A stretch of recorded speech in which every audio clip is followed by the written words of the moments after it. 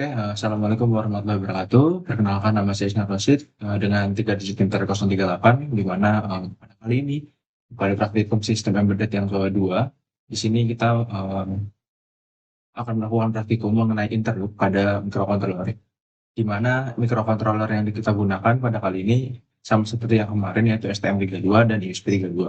Oke, mungkin kita lanjut saja ke materi. Oke, pertama-tama di sini kita akan mengetahui terlebih dahulu apa sih itu interrupt. Interrupt itu merupakan mekanisme pada microcontroller yang memungkinkan sistem menghentikan sementara jalannya program, utama ketika terjadi suatu peristiwa tertentu. Nah, di mana ketika interrupt ini terjadi, microcontroller akan menjalankan sebuah program khusus yang disebut Interrupt Service Routine atau ISR, di mana program ini bertugas menangani kejadian yang memicu interrupt tersebut. Nah, setelah ISR selesai dijalankan, microcontroller akan kembali melanjutkan eksekusi program utama dari titik terakhir sebelum interrupt terjadi. Nah, interrupt ini biasanya digunakan untuk menangani peristiwa yang membutuhkan respon cepat, seperti penekanan tombol, sinyal dari sensor, maupun kejadian dipicu oleh timer. Oke, lanjut. Nah, di sini kita akan apa sih perbandingan dari polling dan interrupt ini sendiri? Nah, di mana pada praktikum sistem embedded ini terdapat dua metode utama yang mendeteksi suatu kejadian, yaitu yang pertama ada polling dan interrupt. Di mana untuk praktikum kali ini kita menggunakan interrupt terlebih dahulu. Nah, kita akan membandingkan nih apa sih perbedaannya di antara polling dan interrupt itu tersebut. Yang pertama-tama ada polling. Polling ini adalah metode di mana microcontroller secara terus-menerus memeriksa kondisi suatu perangkat atau variabel dalam program utama. Nah, di mana karakteristik polling ini yaitu CPU akan terus memeriksa kondisi perangkat, terus respon bisa lebih lambat jika program memiliki banyak tugas. Yang keempat, ada struktur program yang relatif lebih sederhana. Nah, sedangkan interrupt ini bekerja dengan cara memberikan sinyal pada microcontroller ketika suatu kejadian terjadi. Nah, gimana sih karakteristiknya? Di mana sangat berbeda di sini, di mana kalau interrupt ini dia hanya merespons saat terjadi kejadian, terus penggunaan sumber daya CPU lebih efisien, respon terhadap kejadian lebih cepat. Nah, program sedikit lebih kompleks karena menggunakan ISR tadi. Nah, di sini ada plus minus dari kedua eh, sistem ini, metode ini, di mana polling ini dia memiliki program yang lebih sederhana, sedangkan interrupt ini memiliki respon yang sangat cepat dan memiliki penggunaan CPU yang lebih efisien. Oke, lanjut. Di sini alur kerja interrupt. Nah, gimana sih urutan kerja dari interrupt itu sendiri? Nah, di mana proses interrupt dalam microcontroller ini berlangsung melalui beberapa tahapan sebagai berikut. Yang pertama-tama nih, microcontroller ini akan menjalankan program utama. Yang kedua, apabila terjadi suatu peristiwa, eh, akan memicu interrupt itu. Yang ketiga, sistem akan menghentikan sementara eksekusi program pertama. Yang keempat, status program yang sedang berjalan disimpan oleh sistem. Yang kelima, microcontroller akan menjalankan ISR tadi atau Interrupt Service Routine. Nah, yang keenam, setelah ISR selesai, kondisi program sebelumnya dipulihkan. Dan ketujuh, program utama kembali dilanjutkan. Jadi, secara tidak langsung interrupt ini kayak dia memberhentikan sementara program utamanya, dan ketika masalahnya itu sudah benar, nanti akan dijalankan lagi programnya. Nah, dari mekanisme ini, sistem dapat merespon kejadian penting tanpa harus terus-menerus melakukan pengecekan kondisi perangkat. Jadi, ibaratkan kalau misalnya ada laporan aja baru dia dikerjakan. Jadi nggak selalu terus-menerus nih dicek, cek, cek. Tapi apabila ada laporan saja baru dilakukan oleh si interrupt ini. Oke, lanjut. Nah, di sini ada beberapa jenis-jenis interrupt ini. Interrupt pada microcontroller ini dapat dibedakan menjadi beberapa jenis berdasarkan sumbernya. Yang pertama, di mana ada interrupt secara eksternal, di mana interrupt ini berasal dari perangkat luar microcontroller seperti tombol, sensor, atau sinyal dari modul lain. Nah, untuk praktikum kali ini, kita juga menggunakan dua tipe, yaitu interrupt di eksternal maupun internal. Nah, Terus yang kedua di sini ada interrupt internal. Interrupt yang dihasilkan oleh komponen di dalam microcontroller, misalnya dari timer, modul komunikasi, atau ADC. Jadi interrupt internal ini mengandalkan komponen-komponen yang ada di dalam microcontroller tersebut. Terus ada hardware interrupt, nah di mana interrupt yang dipicu langsung oleh perangkat keras ketika terjadi perubahan kondisi tertentu. Terus software interrupt, interrupt yang diaktifkan oleh program melalui instruksi tertentu dalam perangkat lunak. Jadi software interrupt ini dia melakukan interrupt ketika kita setting di softwarenya itu. Oke, next. Selanjutnya di sini kita akan membahas mengenai microcontroller STM32 terlebih dahulu. Dikarenakan pada praktikum kali ini kita menggunakan STM32 dan ESP32. Sama seperti materi yang kemarin, mungkin tidak jauh berbeda. Di sini STM32 ini merupakan keluarga microcontroller yang dikembangkan oleh STM Microelectronics dan menggunakan arsitektur ARM Cortex-M. Nah, karakteristik dari STM32 ini di mana dia digunakan secara luas pada sistem industri dan otomasi, memiliki performa yang stabil untuk sistem kontrol, konsumsi daya yang relatif rendah, terus mendukung berbagai fitur peripheral seperti ADC dan komunikasi serial. Terus karena STM32 ini memiliki fleksibilitas yang cukup bagus, dia sering digunakan dalam berbagai aplikasi embedded yang membutuhkan pengendalian sistem secara presisi. Oke, ini kita udah mengenal sedikit mengenai STM32 dan di materi kemarin juga kita udah mengenal mengenai STM32 juga. Selanjutnya di ESP32. Nah, ESP32 ini apa sih? Merupakan microcontroller yang dikembangkan oleh Expressive System dan banyak digunakan dalam pengembangan perangkat IoT. Di sini kita terlihat kan, sama seperti yang di materi yang lalu, di sini juga ada perbedaan di mana yang jika dan ESP ini untuk IoT atau Internet of Things. Nah, di mana ESP ini memiliki keunggulan, di mana dia sudah ada modul Wi-Fi dan Bluetooth yang terintegrasi, menggunakan prosesor dual core, mendukung berbagai antarmuka komunikasi, dan dia sangat banyak sekali digunakan dalam proyek IoT.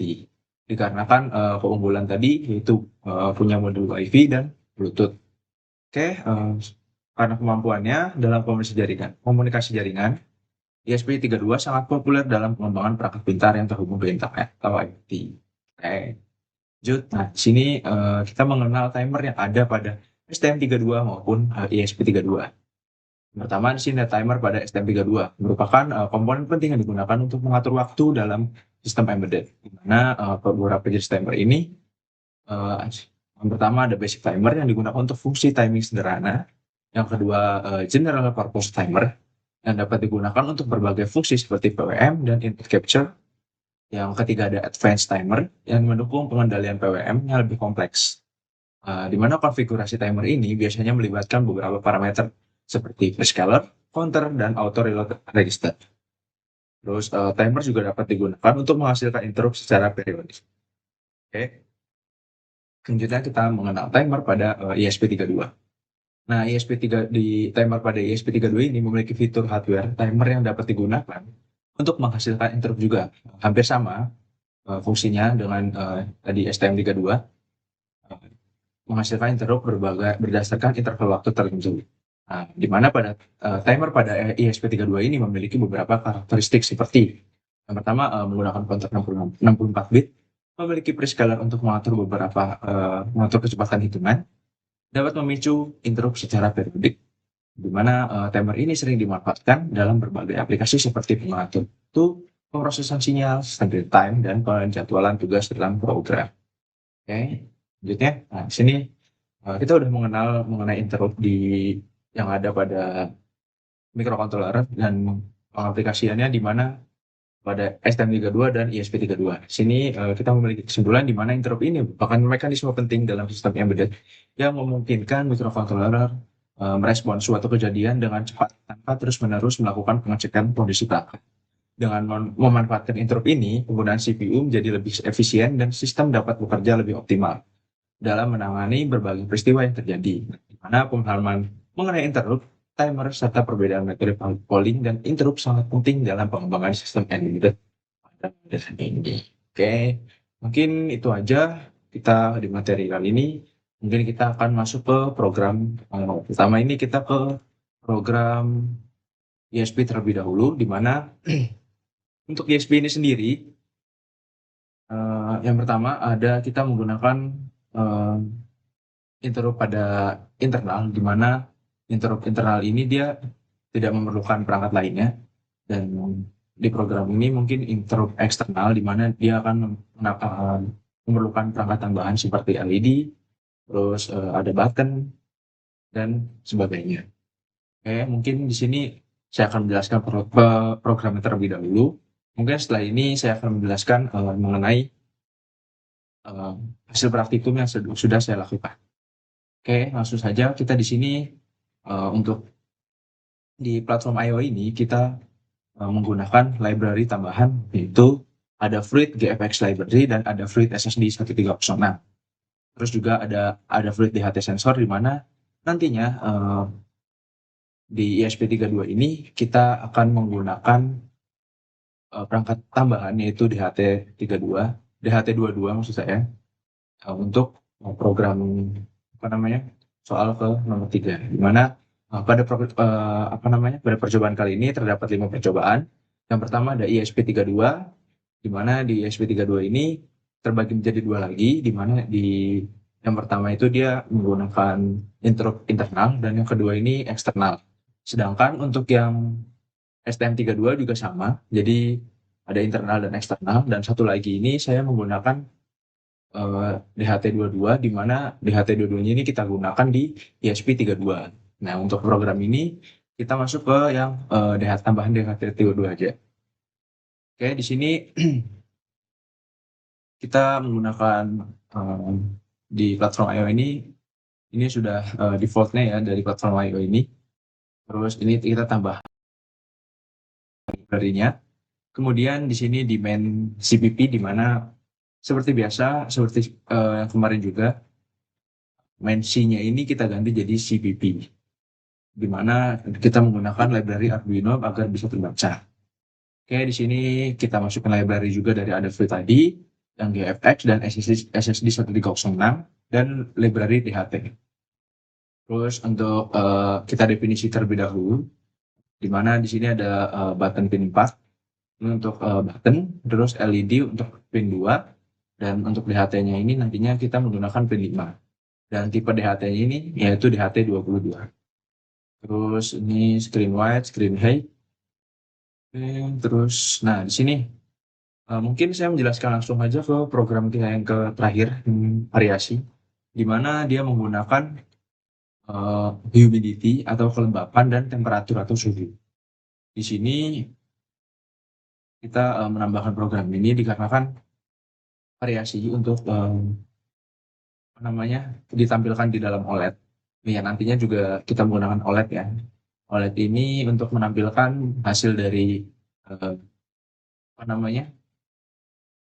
apabila lampu LED on, itu ada tulisannya on, dan off adalah tulisannya off. Jadi untuk menampilkan saja ya di situ. Oke, di sini seperti biasa, di sini untuk loopingan membaca sensor dari DHT22 ini setiap 2 detik, minimal 2 detik ya. Ini jadi program ini untuk membaca secara real time atau setiap 2 detik sekali pada DHT22, dia akan melakukan update terkait pembacaan yang suhu pada lingkungan yang ada. Oke, di sini ya hampir sama. Nah, mungkin tidak banyak yang beda. Mungkin itu aja. Nah, di sini ketika program ini kita gunakan, nah saya seperti biasa menggunakan bantuan dari GPT-5 mini ini, di mana di sini di session yang ini kita gunakan untuk membuat program ini semua. Jadi program ini semua tidak murni bikinan saya, jadi kita bantuan AI seperti yang dosen saya minta. Ya, lanjut saja di sini. Untuk config.h-nya tidak banyak, dia cuma menjelaskan sedikit saja mengenai konfigurasi dari pin dan LED-nya saja, button dan LED saja. Oke, mungkin itu aja untuk yang ESP32. Selanjutnya mungkin kita ke yang STM32. di mana filenya itu sebentar, STM32. Oke, di mana di sini?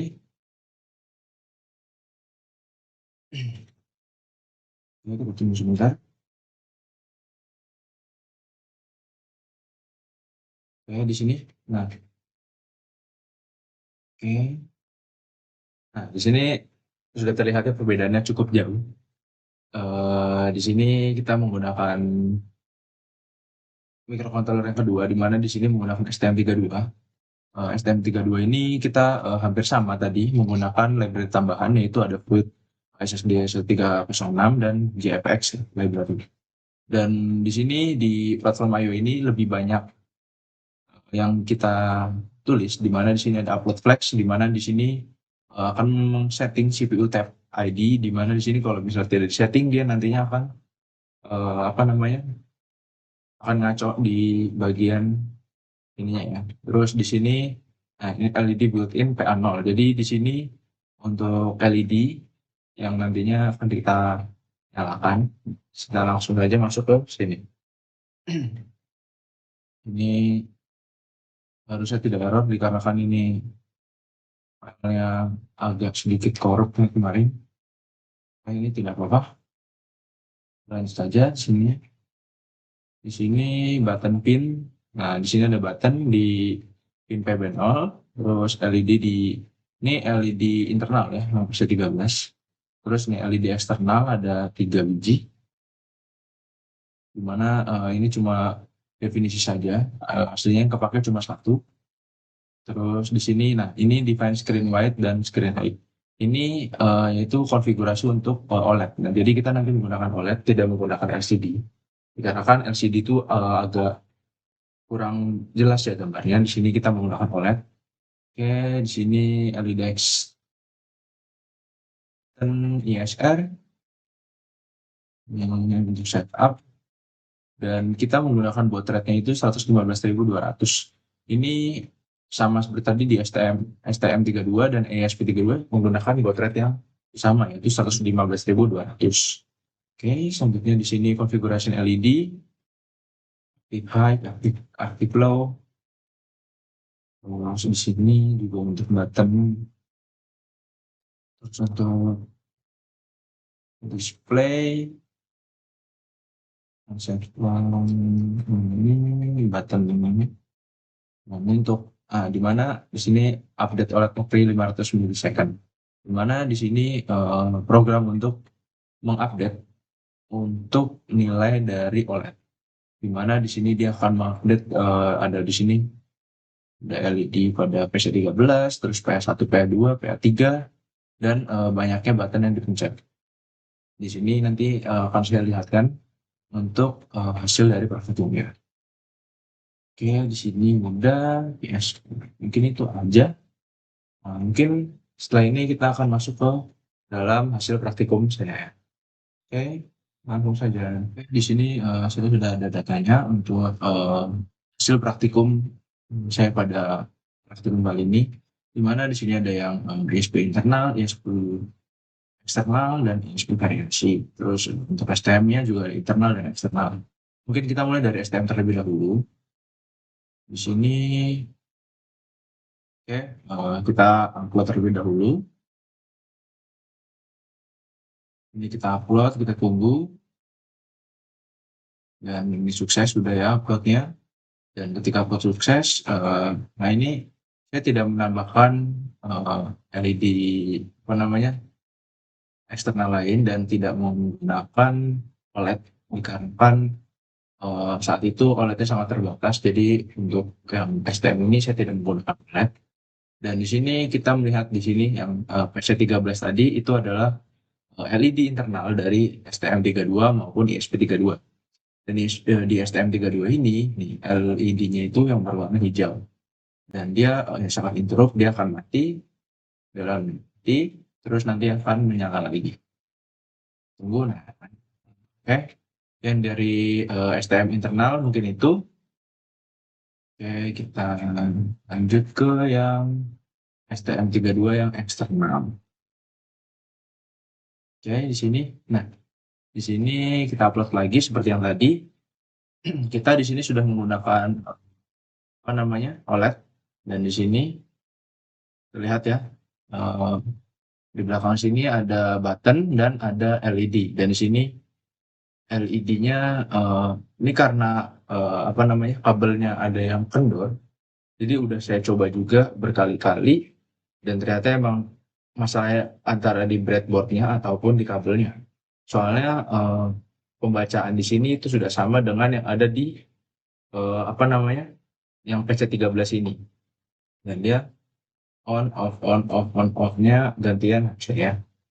Oke, kita lihat juga di sini sudah berhasil tampil ya di apa namanya OLED ini, dan pin SCK dan SDA ini ke pin 21 dan 22 kalau nggak salah. Terus di sini ada button phone-nya juga. Ini waktunya ya, bukan banyaknya button dipencet. Kalau button pencet BJ582 ini kayaknya terlalu gabut ya. Oke. Dah, mungkin kita ke yang ESP. Dan untuk yang ESP sendiri, bentar. Nah, di sini ya. Kita lihat untuk yang ESP, kita sama seperti tadi, kita upload. Kita tunggu dulu sampai prosesnya ini selesai dan sukses. Memang di sini agak lumayan lama prosesnya.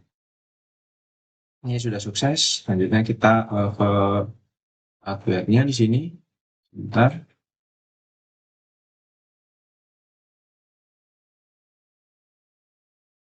Oke. Untuk hardware-nya, nah, dia akan menghitung banyaknya LED yang warna biru ini nyala nyala matinya berapa kali. 6, 7 udah nyala, terus habis itu mati, off dia 8, 9, terus off lagi 10, nyala lagi 11, 12 mati, 13 nyala, 14 mati, dan seterusnya. Itu yang untuk program dari ESP32 yang LED bukan LED, interrupt internal kali ini ya. Dan selanjutnya di sini untuk yang eksternal. Nah, untuk yang eksternal sendiri di sini kita menggunakan button, LED, dan OLED tambahan. Dan di sini kita lihat di sini ada agak sedikit error dari apa namanya OLED-nya. Jadi ketika dipencet dia malah tambah redup ya. Seharusnya tidak begitu. Ini untuk pricing dan volume. Jadi banyaknya lamanya waktu ketika dipencet. Oke, dan oke. Ini, dan untuk yang terakhir adalah yang variasi. Sini saya mungkin menampilkan beberapa video ya. Sini untuk yang variasi, di sini kita menggunakan DHT tambahan, dan di sini nah itu dia. Sebentar. Nah, ketika suhunya 30 derajat, lampunya itu dia akan menyala, dan ketika suhunya apa namanya kurang dari 30 derajat, dia akan mati lampunya. Nah, itu ya. Aduh, mau pencet. Kurang. Nah, di sini. Ketika suhunya di bawah 30 derajat, lampu LED di sini dia akan mati. Dan ketika tadi di sini, lampu ini nyala ketika berada di suhu 30 derajat. Nah, ya, dia turun langsung LED-nya ini mati. Oke, dan ini juga sama kayak tadi juga. Ini untuk ini sebelum jadinya. Terus di sini juga sama. Ini ketika kita menguploadnya, dan di sini untuk rangkaiannya seperti ini ya, yang untuk variasinya, dan ini untuk suhunya 30,3 derajat ya. Di situ dia masih LED-nya masih menyala, dan button satu alert, dan ini LED ini dia akan mati ketika suhunya di bawah 30 derajat seperti yang tadi kita tampilkan. Oke, mungkin itu saja untuk hasil praktikum pada kali ini, di mana kita mengenal mengenai interrupt pada microcontroller. di mana pengaplikasiannya pada STM32 maupun ISP32 secara internal maupun eksternal, dan ada sedikit variasi pada ISP32 menggunakan DHT22. Oke, mungkin itu saja, kurang lebihnya mohon maaf. Wassalamualaikum warahmatullahi wabarakatuh. Sampai ketemu di video selanjutnya.